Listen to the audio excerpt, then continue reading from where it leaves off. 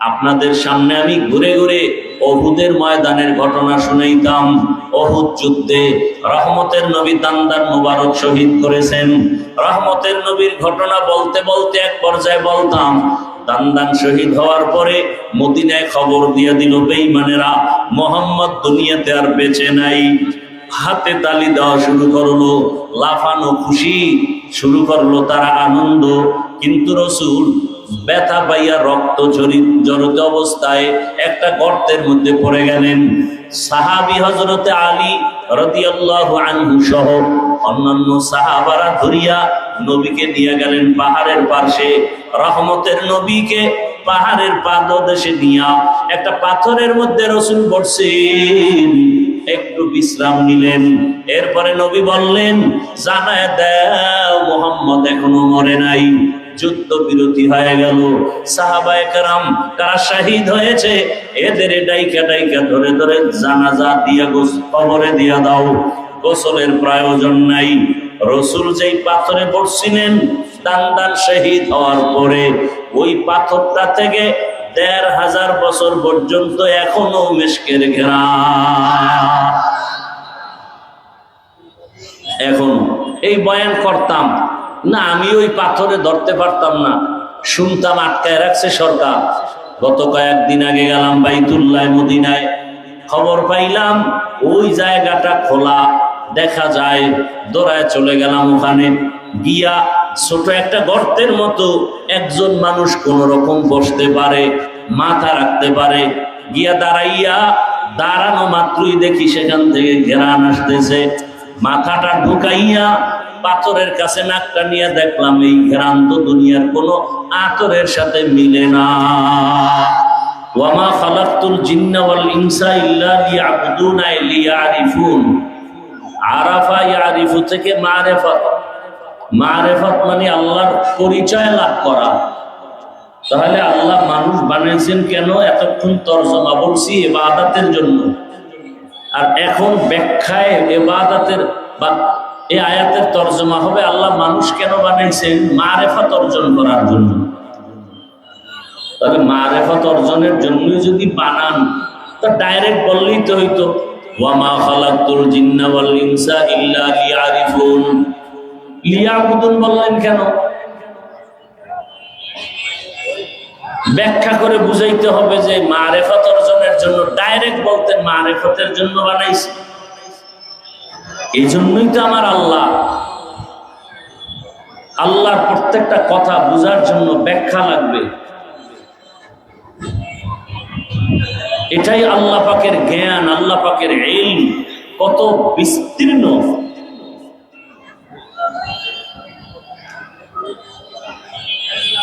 কোরআন এমন একটা কিতাব যেটা ওজনে আপনার হাতে নিলে ২৫০ গ্রাম,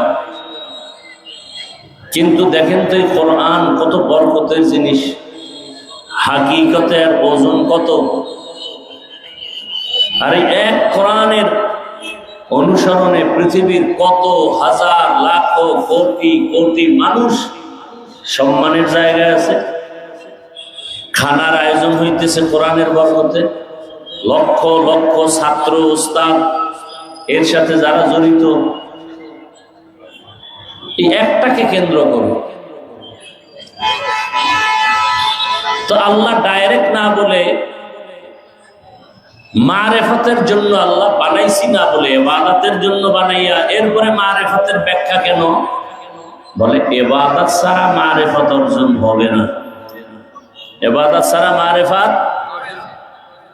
দেখেন আল্লাহর হিকমত কি।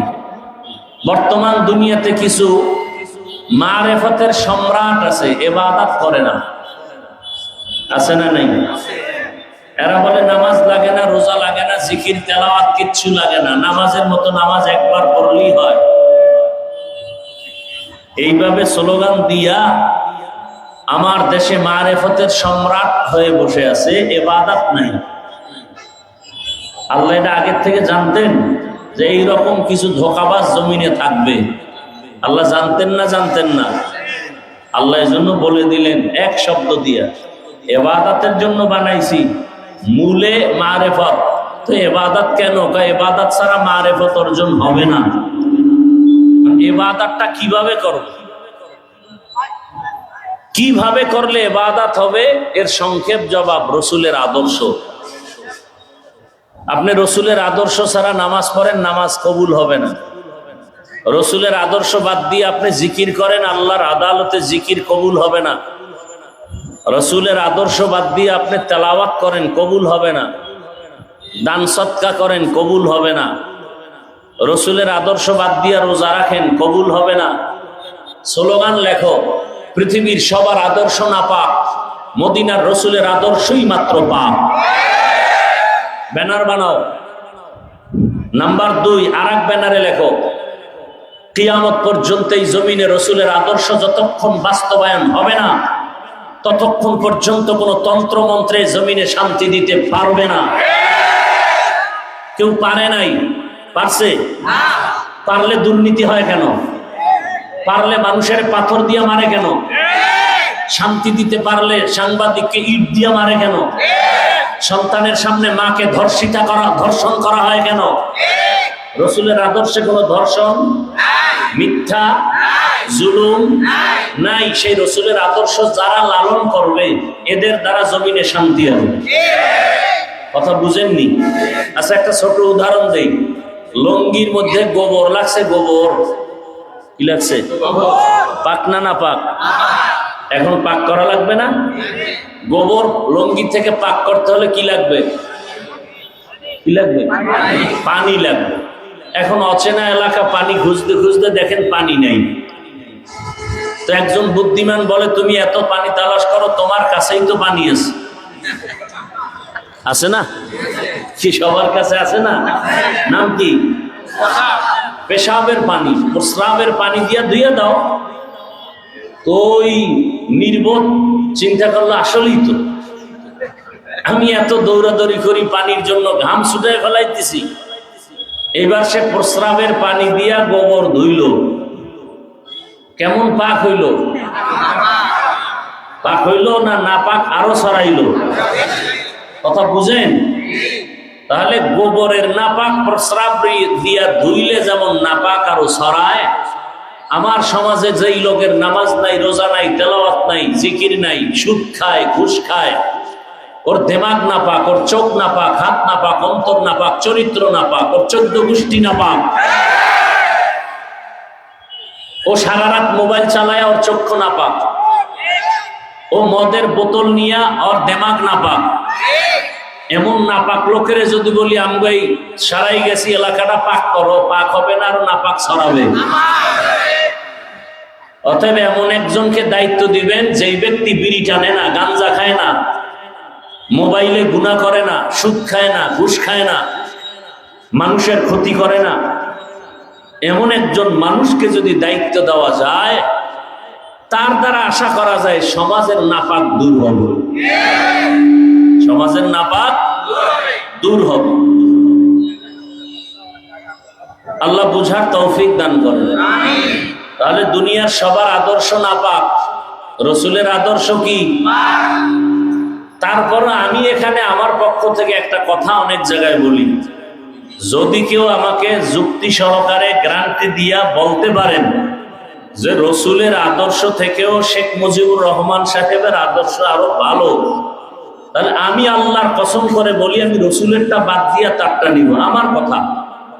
যদি কেউ বলতে পারেন রসুলের আদর্শ থেকে আরো সুন্দর আদর্শ হলো জিয়াউর রহমান সাহেবেরটা, তাহলে আমি আমারটা বলি, আমি রসুলেরটা বাদ দিয়া তারটা নিব। কিন্তু রসুলের থেকে ভালো আদর্শ কারো আছে বলার মতো কলিজা আছে কারো?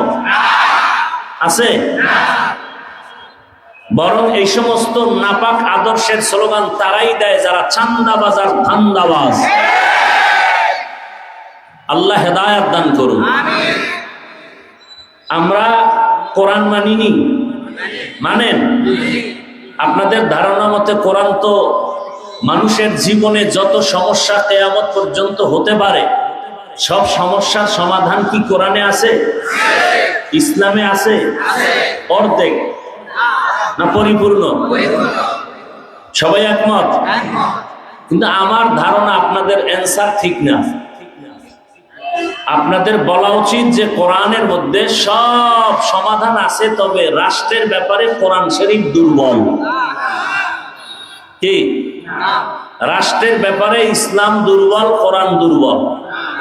তো কেন বলেন ইসলামে রাজনীতি নাই? অনেকে বুঝায় আগুন আর পানি যেমন এক না, রাজনীতি আর ইসলাম এক না। আমার থেকে নতুন স্লোগান নিয়ে নেন, আগুন আর পানি ইসলাম আর রাজনীতি না, চিনি পানির উদাহরণ ইসলাম আর রাজনীতি। সূর্যের দিকে তাকান, আলো আছে না নাই? সূর্যের আলো আলাদা হবে? বলেন। সূর্যের থেকে আলো যেমন আলাদা করা যায় না, আলাদা করলে আর সূর্য থাকে না। ফুলের ঘ্রাণ ফুলের সাথে লাগানো, আলাদা করা যায় না। ফুল থেকে ঘ্রাণ যদি আলাদা হয়, সেই ফুলের আর মূল্য থাকে না। রাজনীতি মানি ইসলাম। যেই রাজনীতিতে ইসলাম থাকে না, ওটা রাজনীতি থাকে না, দুর্নীতি হয়, পেটনীতি হয়। রাজনীতি মানি ইসলাম। কথা বলেন না কেন? সুলাইমান নবী গোটা দুনিয়া শাসন করেছেন, বলেন না কেন? কোরআনে ঘটনা আছে। ইউসুফ নবী মিশরের অর্থ দিয়েছেন, ঘটনা ইসলামে আছে। আবু বকর, ওমর, ওসমান দেশ পরিচালনা করেছেন, ঘটনা আছে। কেন বলেন ইসলামে রাজনীতি নাই? কেন বলেন? তাহলে আপনার কথার দ্বারা প্রমাণ যে ইসলাম সব দিক থেকে পরিপূর্ণ। রাষ্ট্রের ব্যাপারে ইসলাম দুর্বল, কোরআন দুর্বল। তো কোরআন দুর্বল এই মনে থাকলে ঈমান থাকবে? বুঝেন, ভালো করে বুঝেন। আপনি রাজনীতি ইসলামেরটা করেন না, সে বিষয় আলাদা। আপনি নামাজ পড়েন না, সে বিষয় আলাদা। নামাজ না পড়া আর নামাজের অপছন্দ করা, এই দুই জিনিস কিন্তু এক না। একজনে নামাজ পড়ে না কিন্তু মনে আগ্রহ আছে, সুযোগ পাইলে পড়বে। আর একজনে সুযোগ পাইয়াও নামাজ পড়ে না, বিরোধিতা করে, দরকার নাই, নামাজ পড়লে লাভ কি? তবে যে নামাজ পড়ে না, অন্তরে দরদ আছে, সে মুমিন। আর যে নামাজ পছন্দ করে না, সে বেঈমান। একজনে দাড়ি রাখে না, সে মুমিন। আর একজনে দাড়ি পছন্দ করে না, সে বেঈমান। একজনে পর্দা করে না, তাকে গালি দেওয়া যাবে না, সে মুমিন। আর একজনে পর্দার বিরোধিতা করে, সে পাগড়িওয়ালা হলেও বেঈমান। একজনে ইসলামের রাজনীতি করে না, তাকে গালি দেওয়া যাবে না, সে মুমিন। আর একজন ইসলামের রাজনীতিকে পছন্দ করে না, বিরোধিতা করে, সে বেঈমান। ব্যবধানটা বুঝলেন তো? আপনি ইসলামের রাজনীতি করবেন না, আপনার সাথে কোনো দ্বন্দ্ব নাই, বিরোধিতা করলে ছাড় নাই। আপনি নামাজ পড়েন না, আপনার সাথে কোনো দ্বন্দ্ব নাই, আমি আগে সালাম দিব। কিন্তু নামাজের বিরুদ্ধে কথা বললে জুতা। ব্যবধানটা বুঝছেন তো? ইসলামের রাজনীতি করেন না, আপনার সাথে কোনো কথা ঝগড়া নাই, সালাম আমি দিব। কিন্তু ইসলামের রাজনীতি নাই কইয়া কোরআনের উপরে যদি কোনো কালি ফেলেন, তাহলে আর দেরি করা যাবে না, আপনার সাথে কোনো ছাড় দেওয়া যাবে? সহজ কথাটা বুঝাইতে পারলাম? আমি যে কথাগুলো বললাম, এটি কি ইসলামের বাইরের কথা? হ্যাঁ, এটি আল্লাহ রসুলের বাইরের কথা?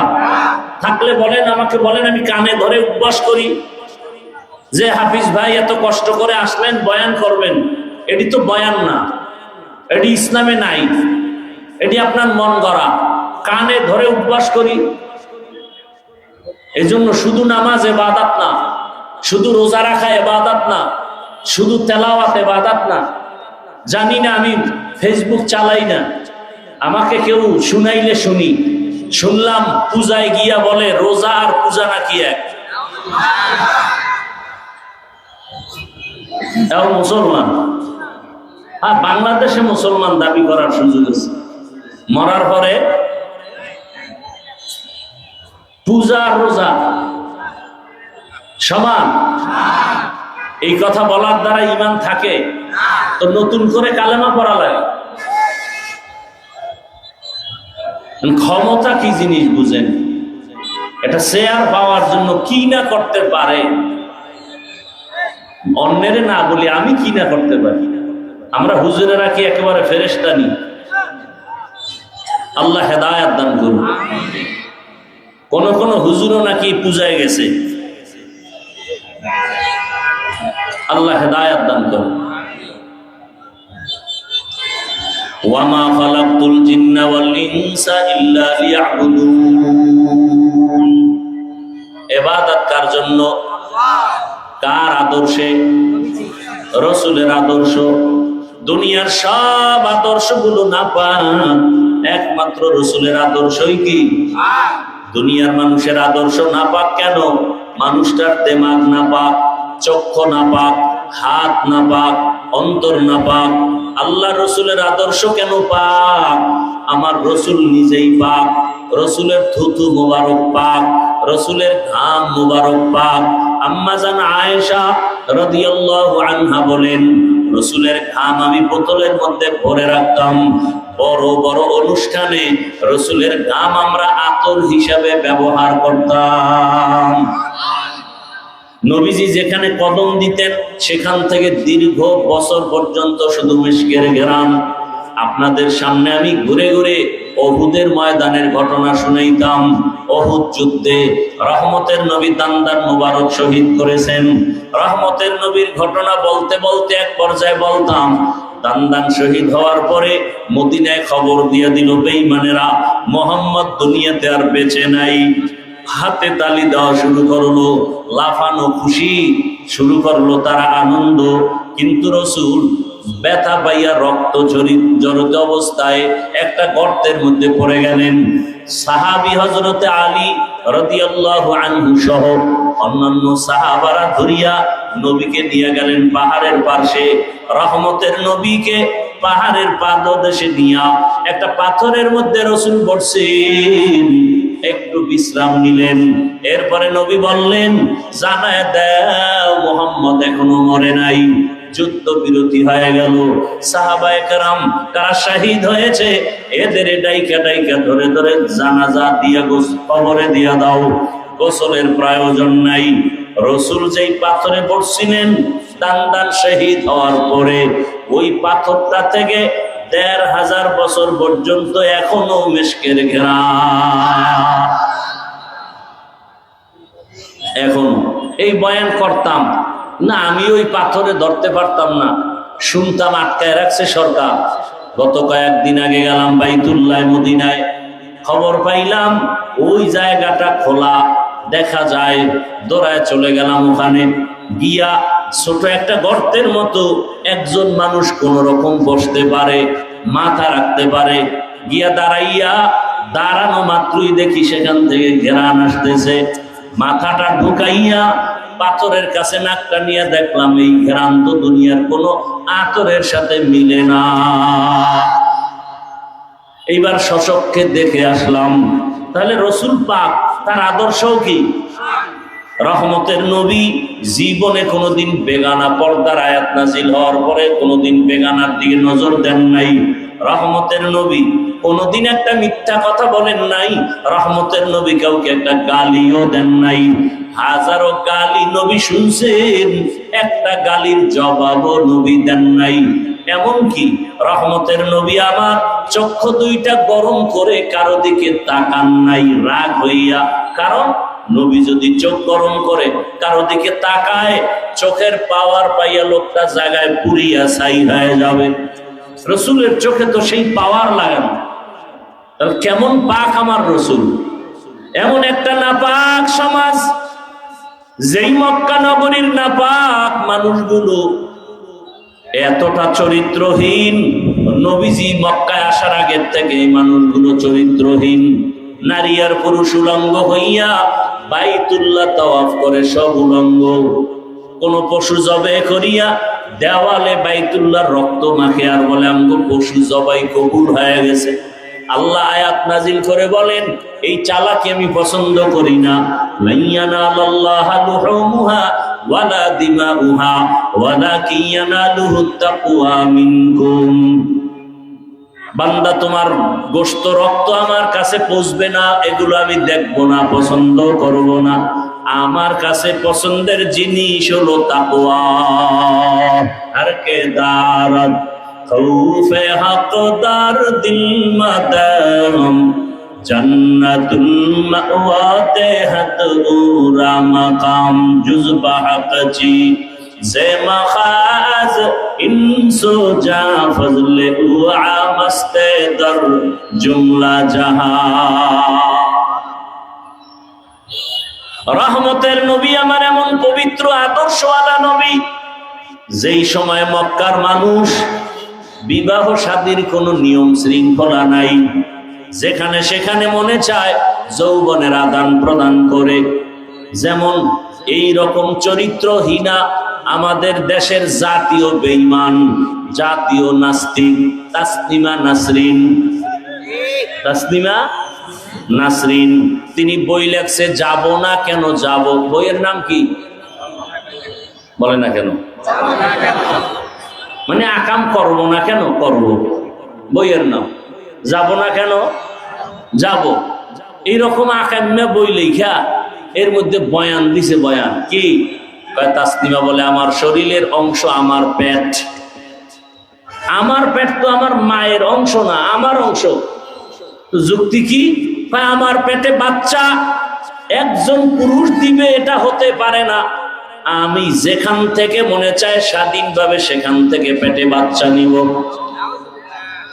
ওলামায়ে কেরাম আন্দোলন শুরু করলেন, যেখান থেকে মনে চায় সেখান থেকে পেটে বাচ্চা। কুকুর নিরা নেয়, কোনো মানুষ নিতে পারে না।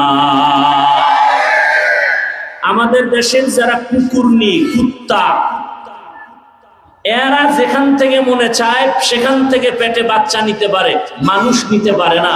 মানুষের যদি ধারণা থাকে, বুঝতে হবে ওটা কুত্তার চেয়েও খারাপ, ওটা কুকুর থেকেও। দলিল ওয়ালাকাদ যারানা লিজাহান্নামা কাসীরাম মিনাল জিন্নি ওয়াল ইনস লাহুম কুলুবুন লা ইয়াফকাহুনা বিহা ওয়া লাহুম আ'য়ুনুন লা ইউবসিরুনা বিহা ওয়া লাহুম আযানুন লা ইয়াসমাউনা বিহা উলাইকা কাল আনআমি বাল হুম আযাল উলাইকা হুমুল গাফিলুন।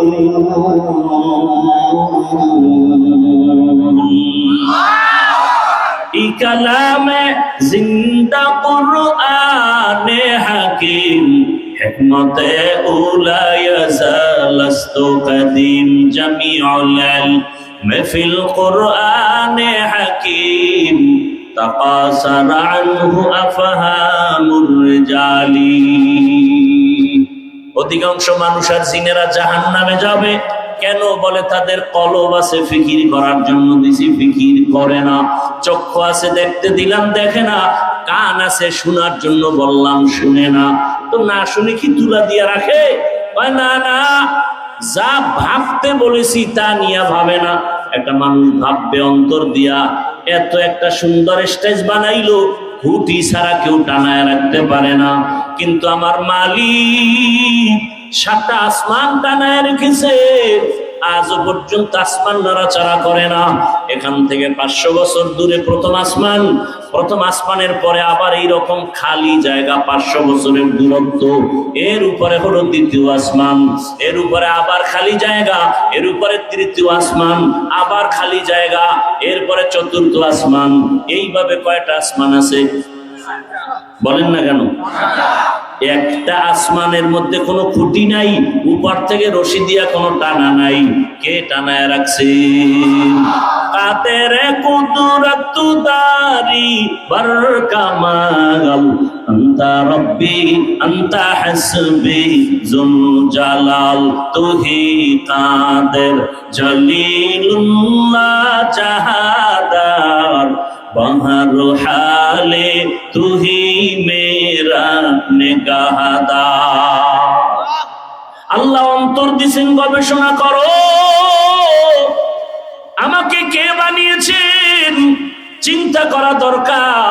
ওই আল্লাহর সাথে মোলাকাতের চিন্তা যখন আসবে তখন ভালোবাসাও বাড়বে। আল্লাহর পরিচয় যখন আসবে, আল্লাহকে চিনবে, তখন আল্লাহর প্রতি মায়াও বেড়ে যাবে। এত বয়ানের পরে আমরা কেন নামাজ পড়ি না, আল্লাহর হুকুম মানি না, তা আল্লাহকে চিনিও না, মায়াও লাগে না। মায়াও, এক যুবক আর এক যুবতীর জন্য কি আশেক, মায় কয় তোরে বিশাল দুনিয়া জোড়া ডানা কাটা ভরিয়ে এনে দেব, যুবক বলে আমি ফেতনি লয়াই থাকি, প্রয়োজনে তোমার মতো মা দরকার নাই, বাবাও ছাড়ুন, কিন্তু এই মেয়েকে প্রয়োজনে একসাথে ফাঁসি দিয়ে দেব। আছে না নাই? কেন? ভালোবাসা। কেন? ভালোবাসা মানুষকে অন্ধ বানায় দেয়। আপনার ভালোবাসা বিড়ির সাথে, বয়ানে বিড়ি যায় না, বরং বয়ানের আগেও বিড়ি, মোনাজাতের পরেও বিড়ি। আর আমারে যদি আপনি বলেন 1 লাখ টাকা দিব একটা বিড়ির এক টান দেন হুজুর, দিব? বলেন। আমনে আর একজনের বিড়ি টাইনা একটু আছে পাশার দ্বারে, ভাই একটা টান দিই দে। আপনি কি পরিমাণ বেলাজা! আর আমারে যদি বলেন 1 লাখ দিব, বিদেশি বিড়ি টানো, একজনে দেখছি বিদেশি বিড়ি টানে, এক এমপি, SS এর বানানো, এই চিকন এক আঙ্গুল, ঘেরান, কোনো ধোঁয়া নাই, কিছু না, বিদেশি। আমরা কেউ টানবো জীবন? হ্যাঁ, ভালো করে বুঝুন। যে যাকে চিনি না সে তাকে মানে না। এখানে যারা আছেন সবাই আমরা মুসলমান না? কথা বলেন। আপনাদের আল্লাহ আমার আল্লাহ 2, 1? তাল মিলেন না, বুঝে শুনে বলেন। আপনাদের নবী আমার নবী, আপনাদের কোরআন আমার কোরআন, আপনাদের কাবা আমার কাবা, আপনাদের ধর্ম আমার ধর্ম, আপনাদের কালেমা আমার কালেমা। আপনার আমি দুনিয়াতে আসছি সিস্টেম না, আপনার সারাই গেছির এলাকার মানুষগুলো লঙ্গি পরে আসছেন, সবাই একই সিস্টেমে আসছি। বিদায় বেলা কাফনের সংখ্যা না, আমার একটা কাফন বাড়ানো হবে, গরিব রিক্সা ড্রাইভারের একটা কাফন কম হবে, তাহলে কাফনও কি সংখ্যা, কালার না? আমাকে হুজুরদের কাফনের কালার আলাদা হবে। হ্যাঁ, আচ্ছা, কাফনের উপর দিয়ে লেখা থাকবে বড় হুজুরের লাশ, MP সাহেবের লাশ, এই বাহাদুরি শেষ। কবরে যাওয়ার আগেই শুধু কাফনে ঢুকছে বাহাদুরি শেষ। এটা কি ধনির ছেলে না ফকিন্নির ছেলে? কোনো খবর নাই। কবরের সাইজও এক, কবরে রাখার পরে প্রশ্ন হবে কয়টা? আপনাদের প্রশ্ন একরকম, আমারটা আর এক রকম না, তাও এক। তাহলে আপনার আমার আল্লাহ এক, নবী এক, কোরআন এক, কাবা এক, ধর্ম এক, কালেমা এক, দুনিয়াতে আসছি এক, বিদায় বেলাও কাফনের সংখ্যা এক, কালারও এক, কবরে এক, প্রশ্ন। আপনি আল্লাহ মানেন, নবী মানেন, কোরআন বুঝেন, হাদিস বুঝেন, কিয়ামত হবে তাও বুঝেন, তাহলে আপনাকে বয়ান করব কেন? বয়ান তো তাদেরকে করব যারা আল্লাহ চিনে না, নবী চিনে না, কোরআন বুঝে না, হাদিস বুঝে না, পরকাল বিশ্বাস করে না। অথচ করব কেন না? আপনার পিছনে ঘুরতে ঘুরতে ঘুরতে ঘুরতে আমাদের লক্ষ লক্ষ ওলামায়ে কেরামের ছেলে মেয়ের খবর নেওয়ার সময় নাই, ঘুমানোর সময় নাই, খানার সময় নাই। তাবলিগওয়ালারা মেহনত করতেছে, পীর সাহেবরা করতেছে, জুমার খতিবরা করতেছে, ইমাম সাহেবরা করতেছেন, আমরা করতেছি।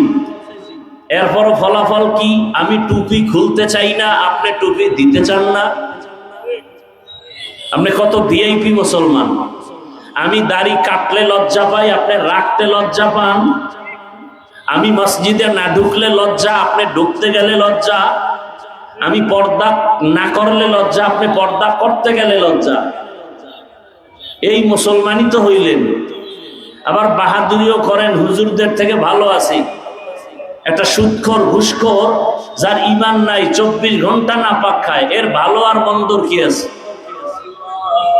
এর নামাজ হবে না, রোজা হবে না, তেলাওয়াত হবে না, জিকির হবে না, আল্লাহর কাছে কোনো মোনাজাত কবুল হবে না। কাদের? কারা কারা? যারা সুদের সাথে জড়িত। 24 ঘন্টার সেকেন্ডে সেকেন্ডে সেকেন্ডে আপন মায়ের সাথে জিনার গুনাহ লেখা হয়। আল্লাহ হেদায়াত দান করেন। আরো মহব্বতে বলেন। একজনে আজানের জবাব দিয়েন, নাহলে আবার প্যাঁচ লাগাইবে, আছে না, তিলের তাল বানান না। একজনে জবাব দিলে আদায় হয়ে যাবে। মাসআলা আপনারা বেশি জানেন না, আমরা জানি। কথা বলেন না কেন? তা হুজুরকে ভুল ধরেন কেন? মসজিদ চলতেছে, কোরআন হাদিসের বয়ান চলতেছে, এখানে আজান হবে 13টা মসজিদে। 13 মসজিদের জবাব দেওয়া সম্ভব? এখানে মাসালা আছে না? সবাই জবাব দিতে পারবে? একজনে জবাব দিবে, আমাদের পক্ষ থেকে আদায় হয়ে যাবে। কথা বুঝাইতে পারছি?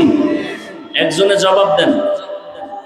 তাহলে আপনার আমার আল্লাহ, নবী, কোরআন, হাদিস সব এক, এরপরও বয়ান আর বয়ান, বয়ান আর বয়ান, বয়ান আর বয়ান, এরপরেও আমলের খাতা শূন্য।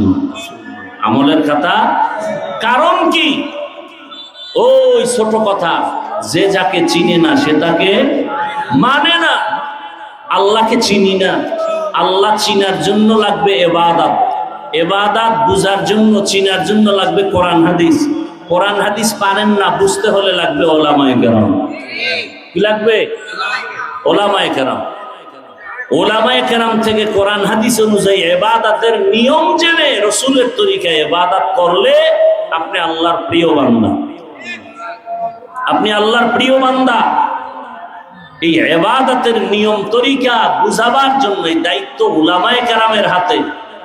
নামাজ পড়া যেমন ইবাদতের একটা অংশ, অপরিহার্য কর্তব্য, সংসার চালানো ইবাদতের অংশ, সন্তানের হক আদায় করা ইবাদতের অংশ, স্বামী হইয়া স্ত্রীর হক আদায় করা ইবাদতের অংশ, ইমাম হইয়া মুসল্লির হক আদায় করা ইবাদতের অংশ, চাকরি করেন মালিকের হুকুম মতো তার দায়িত্ব পালন করা ইবাদতের অংশ।